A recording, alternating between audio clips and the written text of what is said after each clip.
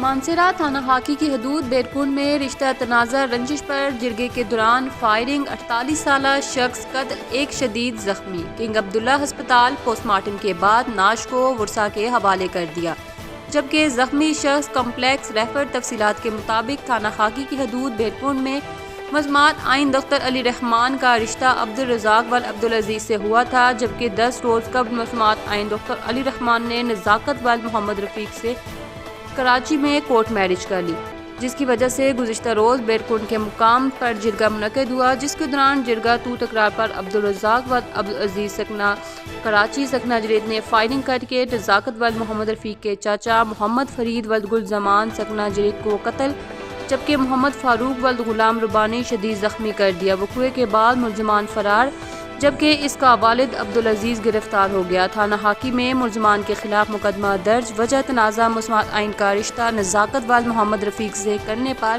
سابقہ منگیتر عبدالرزاق ول عبدالعزیز نے رنجش کی بنا پر اقدام قتل کیا۔